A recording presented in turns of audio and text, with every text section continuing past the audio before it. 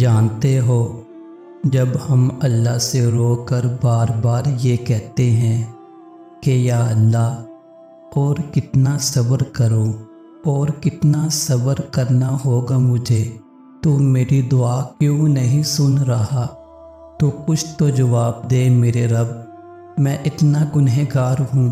اور جانتے ہو، اس دوران شیطان ہمارے دل میں اتنے وسوسے ڈال دیتا ہے کہ ایسا لگتا ہے کہ ہر جگہ اندھیرا ہے، ہر جگہ نا امیدی ہے کہ اللہ میرے ہی ساتھ ایسا کیوں کر رہا ہے، میری دعا قبول ہی نہیں ہو رہی۔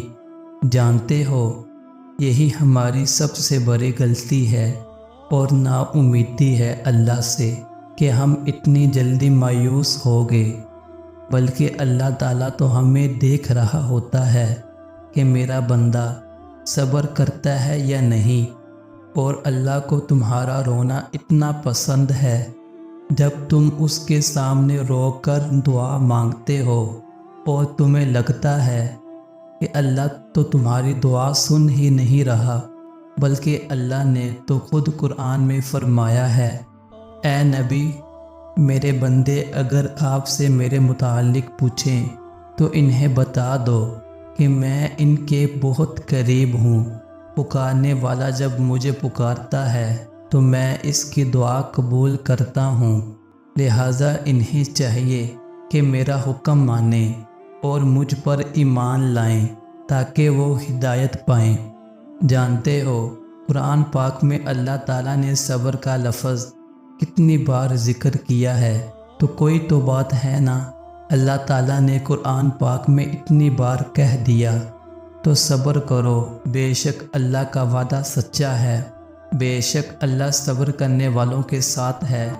جو لوگ صبر سے کام لیتے ہیں ان کا ثواب انہیں بے حساب دیا جائے گا۔ صبر اور نماز سے مدد حاصل کرو۔ تو جب اللہ نے یہ قرآن پاک میں کہہ دیا تو پھر کیوں پریشان ہوتے ہو؟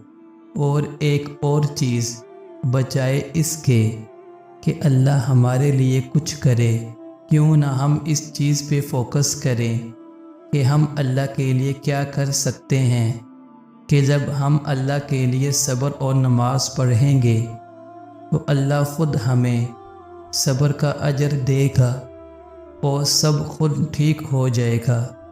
تو ہم اتنی سی بات کیوں نہیں سمجھتے؟ ہم اتنے بے صبرے کیوں ہیں؟ اگر میری یہ بات آپ لوگوں کو سمجھ میں آئی ہے تو ضرور میری ان باتوں پہ عمل کریں۔ جزاک اللہ۔